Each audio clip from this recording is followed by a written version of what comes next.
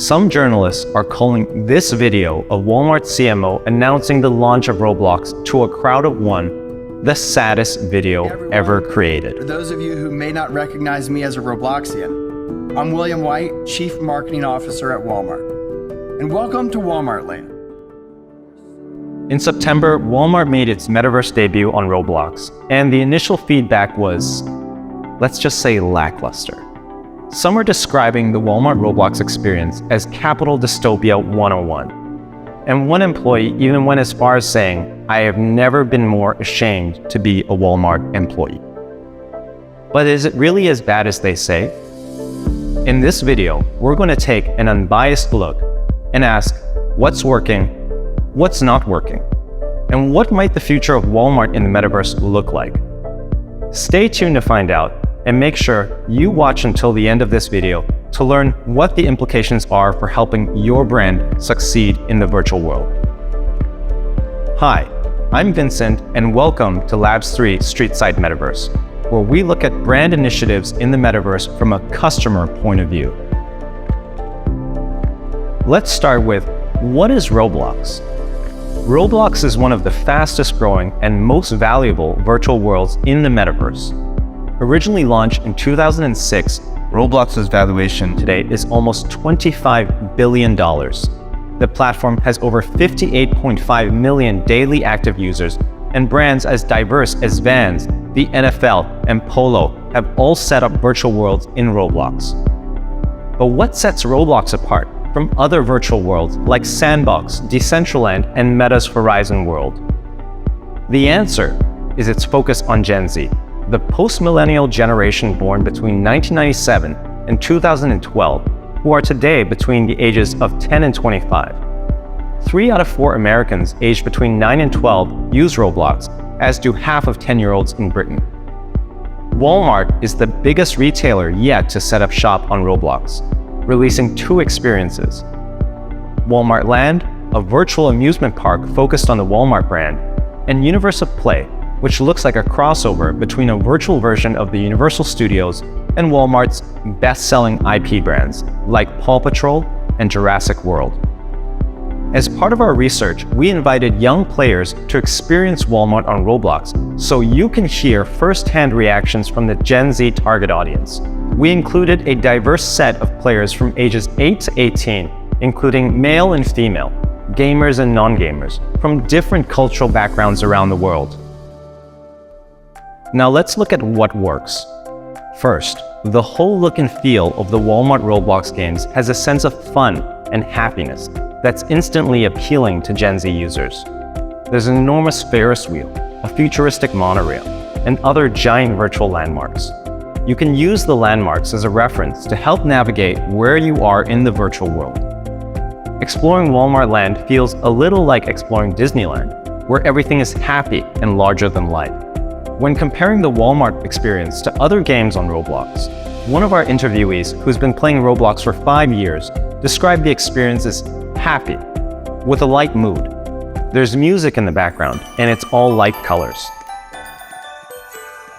Second, in the Walmart Roblox experiences, you can find simple casual games targeted at Gen Z users in different sections of the virtual worlds.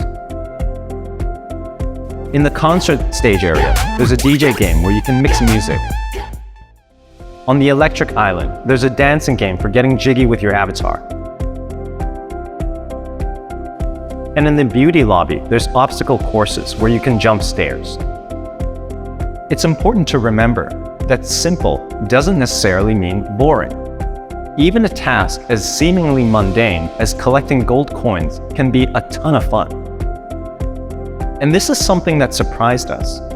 We gave our interviewees 10 minutes to play each game, but in many cases, they were so engaged, they kept playing for another half hour before we finally had to call an end to the interview session. And finally, Walmart has done an excellent job of routinely adding fresh content and culturally relevant collaborations as a way to hook and retain Gen Z users. There's a Netflix trivia game where players are welcomed by Noah Schnapp, one of the lead actors in Stranger Things. What's up, everyone? I'm Noah Schnapp, but you might know me as Will Byers from Stranger Things. And in October, Walmart Land hosted Electric Fest, a 2-day virtual concert featuring artists like Kane Brown, Madison Beer, and Youngblood.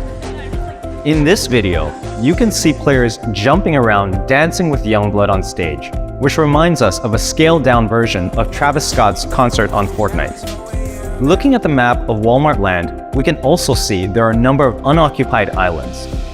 With the label of coming soon, it gives Gen Z users a reason to keep coming back, teasing us with a sense of anticipation. Now let's look at some of the reasons why some people might be complaining. One of the issues we ran into was something called lack of progression design. Game designers have to maintain a delicate balance so that at any point in the game is just challenging enough to keep the users playing. If the game is too hard or too easy, players either quit out of frustration or they quit out of boredom. Typically, games will start out easy so you can learn how the game works, and over time, the game gets more difficult. In game design, we call this progression design. In the Walmart Roblox experiences, difficulty of the minigames is the same from start to finish, so it's easy to feel overwhelmed if you're a first-time user. One of our players stepped into this roller skating minigame by accident. In the video, you can see him flailing about for a minute before finally figuring out how to quit. What is happening? He's not sure what's happening, describing this experience as confusing. So how can we solve this problem? One way to build in progression design is to include an onboarding experience that guides players in learning how the gameplay works and what to expect.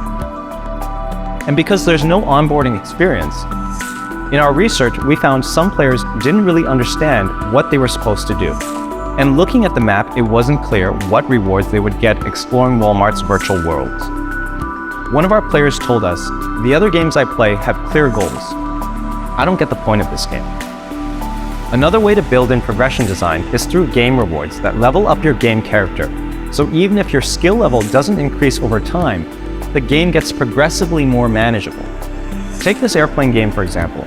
You start with basic guns, and over time you upgrade your weapon system with lasers and missiles so you can take on bigger bosses. Now let's look at the Walmart games. There's no mechanism to level up your character by collecting more coins. With coins, you can buy virtual merchandise like a pedicure for your Roblox avatar, or a cute new outfit, but there's no rewards that unlock new DJ skills or help you jump higher in the obstacle course. In other words, the only way to make progress in the game is to increase your skill level, or what game designers refer to as Darwinism difficulty. In our research, we found that the lack of progression design combined with Darwinism difficulty meant some of the players wanted to quit out of frustration. Next, buggy gameplay was another issue that came up. For example, one of the tasks instructs you to catch a ride on a Paw Patrol truck. But when you try to board the truck, you go straight through it, as if it were thin air, making the task impossible to complete. In this video, you can see two of Walmart Land's signature monorails stuck together, making the whole experience feel really buggy. These might seem like trivial points, but from a user's point of view, these little details affect how playable a game is, making a big impact on whether players decide to quit or keep playing. The last thing we noticed was the lack of a clear brand message in the Walmart Roblox experiences. Aside from the use of the Walmart logo in the Walmart Land map and the integration of IP brands in Universe of Play, it's not clear what makes the Walmart Roblox experience and gameplay unique to Walmart. When we asked some players if they felt differently about Walmart after the experience, either positively or negatively, one of them told us, "I think I feel the same." A Twitter user tweeted, "I tried it out, and I can confirm that this has nothing to do with Walmart, and it's just another scavenger hunt with IP brands." But let's take a step back. It's important to recognize this is still an early experiment in the metaverse, and we think there are a couple of future directions that have a lot of potential. We hope you can take these ideas and find inspiration when thinking about building your brand in the metaverse. The first direction is around the creator economy. As of July this year, over 11 million of Roblox's 58.5 million daily active users are what the platform calls creators, developing Roblox games for other users. Many people think Roblox is a gaming company. We are not. We are a technology platform that allows for people of all ages to be able to create and develop experiences born out of their own imagination and publish it out on our platform, and then we share it out with millions. Just like the Apple App Store, Roblox has a thriving developer ecosystem. And in 2021 alone, Roblox creators earned over $500 million. What if Walmart launched a competition to build different game worlds and invited the 11 million creators on the platform to participate? What would that look like in terms of driving Gen Z engagement? What new creative ideas would we unlock? And how might that accelerate innovation in the business model? The second direction is around human connection. Can we design a game that is more fun when played with friends? Can we design rewards and unique experiences that can only be unlocked when playing with other users? How can we encourage meaningful interactions between Gen Z users and help them create rich, memorable experiences together in this virtual world? The third and final direction is around mission and purpose. Most people think of Walmart as a company that just sells cheap products. But how many of us know about Walmart's slogan, "Save money, live better"? In 2020, Walmart announced its sustainability goals, which include targeting zero emissions by 2040, aiming to protect, manage, or restore at least 50 million acres of land and 1 million square miles of ocean by 2030. How can we use virtual worlds to celebrate Walmart's efforts in sustainability? Could Walmart use Roblox as a platform to help young people and Gen Z audiences learn about sustainability and collectively solve these complex problems? But what do you think? What are your thoughts on Walmart in the Metaverse? What implications or inspirations did you take away for building your brand in the virtual world? We'd love to hear your thoughts in the comments below. Thanks for watching this episode of Streetside Metaverse. If you enjoyed our analysis, make sure you like this video and subscribe to our channel.